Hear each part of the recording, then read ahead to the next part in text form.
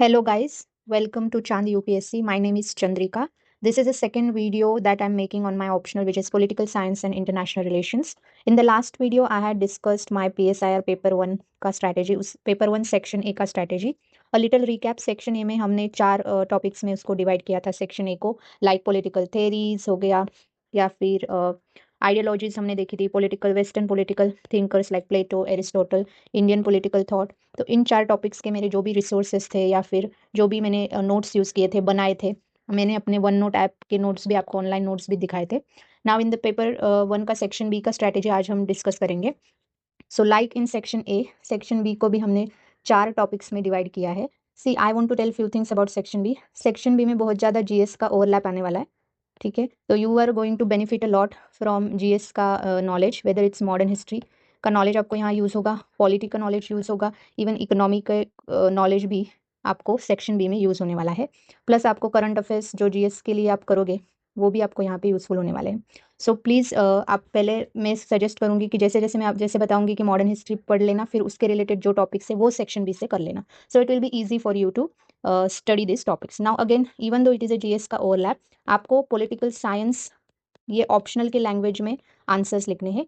Apart from GS आप extra क्या पढ़ोगे, आप अलग अलग स्कॉलर्स के व्यूज़ पढ़ोगे, आप थोड़ा डीपली जाके पॉलिटिकल थेरी बेस्ड हर टॉपिक का एनालिसिस करोगे. So that will distinguish your GS का आंसर एंड पॉलिटिकल साइंस का answer. Now let's see section B. So we going to study paper 1 section B.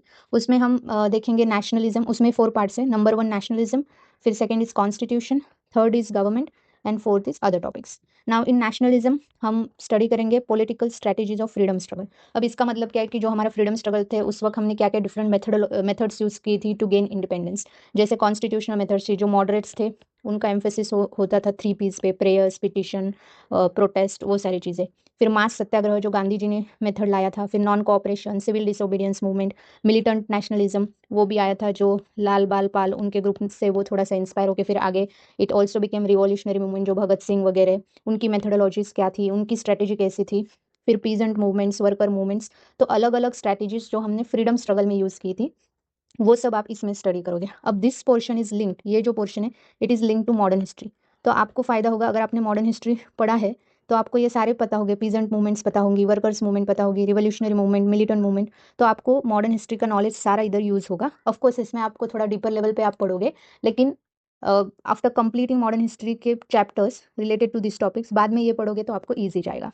Second is perspective on Indian national movement. अब हमारी जो national movement थी या freedom struggle था उस पर अलग अलग पर्सपेक्टिव्स है कि अलग अलग स्कूल ऑफ थॉट्स कैसे उसको देखते हैं. जैसे liberal, socialist, Marxist, Dalit, radical. For example Dalits जो थे, दलित स्कॉलर्स वगैरह, उनका मानना था कि जैसे फुले फुले थे, महात्मा फुले, उन्होंने कहा था कि Peshwa Raj, British Raj is better than Peshwa Raj. Ambedkar, doctor Ambedkar का मानना था कि India is not a nation yet. तो दलित पर्सपेक्टिव वॉज डिफरेंट. फिर रेडिकल ह्यूमनिस्ट, उनका मानना है, जैसे एम एन रॉय थे, उनका कहना था कि ये पूरी इंडियन नेशनल मूवमेंट एक बुर्जुआजी मूवमेंट थी, सारे जो मेन लीडर्स थे वो बुर्जुआजी कैपिटलिस्ट क्लास वाले थे. इस टाइप के अलग अलग पर्सपेक्टिव्स नेशनल मूवमेंट पे थे. जैसे कॉलोनियल पर्सपेक्टिव है, तो कॉलोनियल वाले तो ऑब्वियसली डिनाई करेंगे कि ये नेशनल मूवमेंट थे. उनका मानना था कि ये कोई नेशनल मूवमेंट नहीं थी, क्योंकि इंडिया दे थिंक कि वो नेशन कभी था ही नहीं. तो अलग अलग ऐसे पर्सपेक्टिव आपको देखने मिलेंगे. तो will study this different perspective on national movement. तो ये हो गया फर्स्ट पार्ट नेशनलिज्म का. यहाँ पे आपको मॉडर्न हिस्ट्री का मदद मिलने वाला है. Now second is constitution. Second portion is constitution. तो उसमें आप मेकिंग ऑफ इंडियन कॉन्स्टिट्यूशन. अब ये सारे जो टॉपिक्स है ये सारे आपके पॉलिटी लक्ष्मीकांत में आप पढ़ोगे, लेकिन लक्ष्मीकांत में इट्स मोर लाइक डिटेल कैसे सिस्टम वर्क करता है वो दिया है, लेकिन जो एनालिटिकल है वो सब चीज़ें आप पीएसआईआर में सीखोगे कि एनालिसिस करना है अलग अलग चीज़ों का. राइट. तो इंडियन कॉन्स्टिट्यूशन में आप लीगेसी ऑफ ब्रिटिश रूल की, हाउ ब्रिटिश रूल के बाद हम पे क्या इन्फ्लुएंस हुआ है. जैसे बोला जाता है कि हमारा constitution government of India act 1935 से काफ़ी इन्फ्लुएंस्ड है. हमने पार्लियामेंट्री डेमोक्रेसी इसलिए अडॉप्ट की क्योंकि ब्रिटिश रूल के दौरान वो थी, तो हम we were familiar with that system.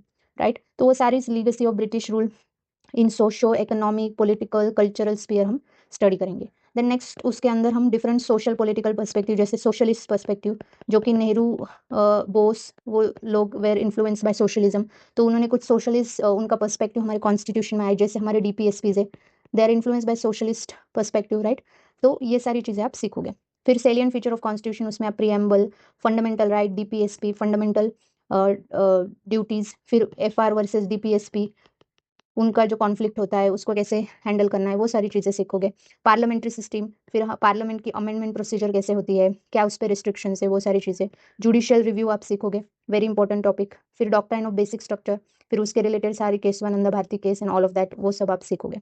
ठीक है, तो ये 2 पोर्शन हो गए, नेशनलिज्म, कॉन्स्टिट्यूशन। फिर थर्ड पोर्शन आता है गवर्नमेंट।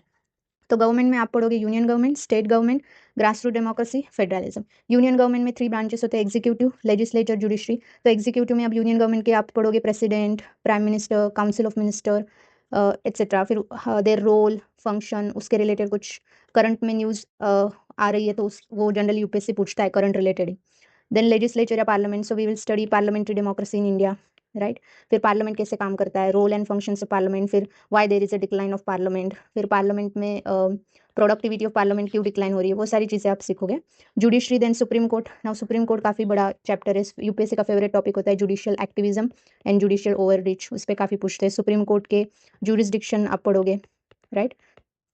तो ये सारी चीज़ें आप पॉलिटी से भी पढ़ने वाले हो, लेकिन यहाँ पे आप थोड़ा डीपर एनालिसिस करोगे इन पीएसआईआर ऑप्शनल, प्लस आपको कुछ स्कॉलरली व्यूज़ भी कोट करने पड़ेंगे एग्जाम में एंड कुछ थेरीज भी डालनी पड़ेगी ना। सेम तरीके से स्टेट गवर्नमेंट की 3 ब्रांचेस आप पढ़ोगे, स्टेट लेजिस्लेचर, फिर उसमें 2 हाउसेज जिस स्टेट में, उसके रिलेटेड आप पूछोगे। आई थिंक इस साल के पीएसआईआर के क्वेश्चन पेपर में उन्होंने स्टेट लेजिस्लेटिव काउंसिल के बारे में पूछा था। तो स्टेट एग्जीक्यूटिव, फिर यहाँ पे चीफ मिनिस्टर, फिर गवर्नर, वेरी इंपॉर्टेंट टॉपिक। तो गवर्नर रिलेटेड जो भी कंट्रोवर्सीज है, गवर्नर को गवर्नर के डिस्क्रिशनरी पावर्स को लेके जो भी इश्यूज होते हैं, वो सब आप इसमें पढ़ोगे। फिर हाई कोर्ट्स के बारे में आप पढ़ोगे। तो यूनियन गवर्नमेंट हो गया, स्टेट गवर्नमेंट हो गया, फिर third tier government that is grass root democracy, उसमें आप panchayati raj, municipality, 73rd amendment, 74th amendment आप पढ़ोगे। फिर आप उसके क्या इश्यूज है, पीआरआई और अर्बन गवर्नेंस में, वो सारी चीज़ें पढ़ेंगे। ग्रास रूट मूवमेंट्स आप देखोगे, फिर इस पे भी अलग अलग पर्सपेक्टिव आप पढ़ोगे कि ग्रास रूट मूवमेंट्स पे लेफ्टिस्ट क्या मानते हैं एंड ऑल ऑफ दैट। तो ये थर्ड टीयर ऑफ गवर्नमेंट। फिर फेडरलिज्म, मतलब सेंटर स्टेट रिलेशंस आप पढ़ोगे। तो कॉन्स्टिट्यूशन में क्या क्या प्रोविजन है related to federalism, centre state relations, changing trends of centre state relation. For example वो जीएसटी पे पूछ सकता है कि जीएसटी ने कैसे सेंटर स्टेट रिलेशंस इन्फ्लुएंस किए, समथिंग लाइक दैट। फिर रीजनलिज्म, रीजनल पार्टीज, ये सब फेडरलिज्म का हिस्सा है। Interstate dispute like water dispute और बॉर्डर डिस्प्यूट, ये सारे आप इसमें पढ़ोगे गवर्नमेंट में। So union government, state government, grass root democracy and federalism. फिर लास्ट टॉपिक है मिसलिनियस, जो दूसरे टॉपिक्स है उसमें आप स्टैट्यूटरी इंस्टीट्यूशन कमीशंस पढ़ोगे, जैसे election commission of India, CAG, finance commission, UPSC, national commission for schedule caste, national commission for schedule tribe, national commission for backward class, national commission for women, minority, NHRC. अब इस पे हर साल I think question आता ही है section B में। वो generally कोई भी कमीशन पूछते हैं, उसके क्या ड्रॉबैक्स है या लिमिटेशन है वो आपको पता चाहिए। उसका रोल क्या है, let's say national commission for women, उसका रोल क्या है, उसके पावर्स में क्या लिमिटेशंस है, वो सारी चीज़ें आपको पता होनी चाहिए। देन सेकंड पोर्शन आता है planning and economic development. Now this portion is overlapping with the economy, जो आप जीएस में पढ़ोगे, राइट। जैसे ग्रीन रिवॉल्यूशन आप जीएस में पढ़ने वाले हो, तो वो यहाँ पे आपको फायदेमंद होगा। Land and agrarian reforms, liberalisation, economic reforms, plan economy, public sector का रोल क्या है इकोनॉमी में, Nehru and model of development. Nehru का क्या था कि mix plan economy, Nehru Mahalanobis में प्लान इकोनॉमी था, प्लस उन्होंने कहा था कि पहले जो बेसिक इंफ्रास्ट्रक्चर वाली इंडस्ट्री उस पर फोकस करेंगे। गांधीयन मॉडल था कि प्रोडक्शन बाय मासेस होना चाहिए, नॉट द मास प्रोडक्शन। तो ये सारे अलग अलग डेवलपमेंट मॉडल्स, और ये लैंड रिफॉर्म्स, ये इंपॉर्टेंट टॉपिक है। लिबरलाइजेशन, इकोनॉमिक रिफॉर्म्स, ये सारी चीज़ें। तो अगर आप इकोनॉमी पढ़ने के बाद ये करोगे तो आपको थोड़ा ईजी जाएगा। फिर next important topic is role of caste, religion, ethnicity in Indian politics. तो हमें पता है, ऐसे कहा जाता है इंडियन पॉलिटिक्स के बारे में कि people vote for their caste, right. There is a politicisation of caste and also caste, politicisation of caste हुआ है, ऐसे कहा जाता है। फिर रिलीजन का रोल कितना है पॉलिटिक्स में, एथनिसिटी का, तो ये आप पढ़ोगे। Then next is party system. Party system में आप देखोगे कि अलग अलग मॉडल्स ऑफ पार्टी सिस्टम के अलग अलग मॉडल्स होते हैं। फिर 1 पार्टी डोमिनेंट, 2 पार्टी डोमिनेंट, फिर हमारे यहाँ नेशनल पार्टी, रीजनल पार्टीज की क्या सिग्निफिकेंस है। फिर इंडिया में I think 90 initially Congress dominant party system था, फिर उसके बाद कोएलिशन पॉलिटिक्स स्लोली आने चले, तो अभी हमारे पास NDA, UPA, these are all coalition. अब नया आया है महागठबंधन, वो सारी चीज़ें। देन वी इंडिया ब्लॉक जो भी बना है। तो this are all coalition politics. तो इंडिया में कैसे इवॉल्व हुआ वो आप पढ़ोगे। प्रेशर ग्रुप्स आप पढ़ोगे, Indian versus western pressure groups का कंपैरिजन पढ़ोगे। इलेक्टोरल बिहेवियर, फिर socio economic profile of legislator, जो हमारे एमपीज एमएलएज है, उनके एज प्रोफाइल क्या है, कास्ट प्रोफाइल, वो सब हम पढ़ेंगे। एजुकेशन प्रोफाइल, कितने एजुकेटेड लोग आए हुए हैं, तो वो सारी चीज़ें आप पार्टी सिस्टम में पढ़ोगे। And then last is social movements. Social movements में आप civil liberty movements, human rights movement, women's movement, environment, इस पे भी हमेशा आई थिंक क्वेश्चन आता ही है तो आप कुछ इन्वायरमेंट के मूवमेंट है लेट्स से, तो इंडिया में कैसे इवॉल्व हुई, अलग अलग फेजेस क्या थे, जैसे 1970s के बाद आई थिंक ज़्यादा फोकस होने लगा, एनवायरमेंटल एक्टिविज्म ओरिजिन हुआ इंडिया में, ज़्यादा एम्फेसिस होने लगा एनवायरमेंट, तो ये सारी चीज़ें आप उसमें सीखोगे। So there are 4 parts basically in paper 1 का section B, nationalism, constitution, government and other miscellaneous topics. तो इसमें मैंने जैसे बताया आपको कि मॉडर्न हिस्ट्री आपको यूज़ होगा, पॉलिटी जो आप पढ़ोगे वो यूज़ होगा जीएस का, इकोनॉमी जो पढ़ोगे वो यूज़फुल होगा। यहाँ पे बस आप थोड़ा डीपर एनालिसिस करोगे और स्कॉलर्स थेरीज थोड़े पढ़ोगे, right. Now let's see what were my resources for the paper 1 का सेक्शन बी। तो मैंने शुभ्रा मैम के नोट्स यूज़ किए थे for basic understanding, but to be honest मुझे इतने भी पसंद नहीं आए थे इस पोर्शन के मैम के नोट्स, बट चलो मैंने बेसिक अंडरस्टैंडिंग के लिए पढ़ लिए थे। तो मुझे जहाँ जहाँ गैप लगता था या कुछ टॉपिक्स थे जो यहाँ कवर नहीं हुए थे अच्छे, उसके लिए मैंने यूनिक अकेडमी के नोट्स यूज़ किए थे। वहाँ पे ही मैंने कोचिंग भी किया था, तो मैंने उनके कुछ टॉपिक्स के लिए, वो भी बहुत बल्कि नोट्स है, सिर्फ कुछ टॉपिक जैसे caste in politics, ethnicity in politics, उसके लिए मैंने यूनिक अकेडमी के नोट्स यूज़ किए थे। नाउ ये जो 2 नोट्स है उसके बाद मैंने जीएस नॉलेज पे बहुत एम्फसाइज़ किया था कि मैंने डिसाइड कर लिया था कि मैं कुछ नहीं आया तो जीएस का नॉलेज तो पक्का पीएसआईआर के सेक्शन बी में लिख के आऊँगी। इवन तो लोग कहते हैं कि पीएसआईआर का आंसर ऑब्वियसली आपको थोड़ा अलग लिखना होता है जीएस के आंसर से, लेकिन मुझे लगता है कि आप जीएस का नॉलेज और थोड़े स्कॉलरली व्यूज़, थेरीज पुट करके आप पीएसआईआर का आंसर लिख सकते हो। उसके अलावा न्यूज़पेपर आर्टिकल्स जैसे Pratap Bhanu Mehta, I think PDT, ये इंडियन एक्सप्रेस में लिखते हैं I think, and PDT Acharya farmer Lok Sabha secretary I think, वो द हिंदू में लिखते हैं, क्रिस्टोफर जेफर लॉट। तो इन सब लोगों के आपको थोड़े से आर्टिकल्स पता होना चाहिए। अगर आप न्यूज़पेपर पढ़ रहे हो तो आप इन सबको पढ़ते रहोगे, ठीक है। It creates a perspective in your mind, थोड़ा प्रोफेशनल आप पीएसआईआर का आंसर लिख पाओगे अगर आप रेगुलरली न्यूज़पेपर आर्टिकल्स पढ़ रहे हो। अब मैं क्या करती थी, लेट्स से कोई टॉपिक है पार्लियामेंट का, पार्लियामेंट्री डिक्लाइन, तो मैं क्या करती थी ऑनलाइन जाके पार्लियामेंट्री डिक्लाइन और सामने द हिंदू ऐसा कुछ लिख देती, तो द हिंदू में जो भी आर्टिकल्स आए मैं थोड़ा पढ़ लेती, ज़्यादा नहीं पढ़ती थी मैं, 4 से 5 ही articles I used to read, उससे ज़्यादा डीप कोई आपको रिसर्चर नहीं बनना है, तो 4-5 आर्टिकल्स ही पढ़ लेना है उस रिलेटेड टॉपिक पे। देन सबसे important I think game changer is PYQ, booklet and topper answer copy. मतलब लेट्स से आपने कुछ पढ़ा ही नहीं, लेकिन आप ये दोनों भी करके गए तो एग्जाम में आप लिख पाओगे।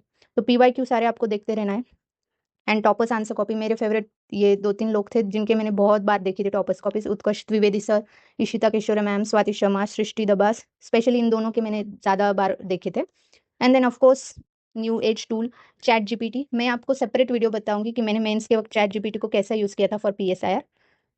तो चैट जीपीटी में लेट्स से पीवाईक्यू का आपको कोई आंसर नहीं जम रहा है तो you can search it on chat GPT. तो बेसिकली आपको शुभ्रा मैम के नोट्स या फिर आपने जिस भी कोचिंग इंस्टीट्यूट के नोट्स वो पहले करने हैं, फिर उसके अपने शॉर्ट्स नोट्स बनाने, बहुत इंपॉर्टेंट है शॉर्ट नोट्स खुद के बनाना।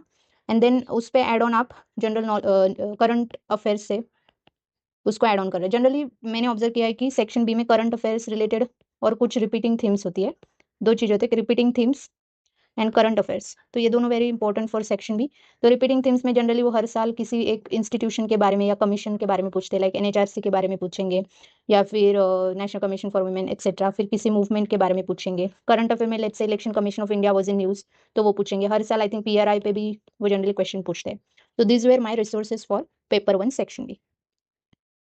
सो that's it, thank you for watching, और for any queries you can comment below. तो ये मेरा टेलीग्राम चैनल है, यहाँ पे आपको इसके जो पीपीटी है ये मिल जाएगा, and if you have any queries आप मुझे कमेंट सेक्शन में पूछ सकते हो। एंड नेक्स्ट वीडियो जो होगा वेरी इंपॉर्टेंट, क्योंकि जो पेपर 2 है जो मुझे पर्सनली मेरा फेवरेट है पेपर 2, उसका section A and section B में डिस्कस करूँगी, और मेरे नोट्स नोट्स भी आपको दिखाऊंगी, वो अरेंज करके मैं शेयर भी करूँगी बाद में, लेकिन उसको टाइम लगेगा। तो नेक्स्ट वीडियो में मैं पेपर 2 का सेक्शन ए कराऊंगी, फिर उसके बाद सेक्शन बी कराऊंगी। तब तक आप प्लीज़ चैनल को सब्सक्राइब कीजिए, so that it motivates me to bring good quality content. Thank you so much.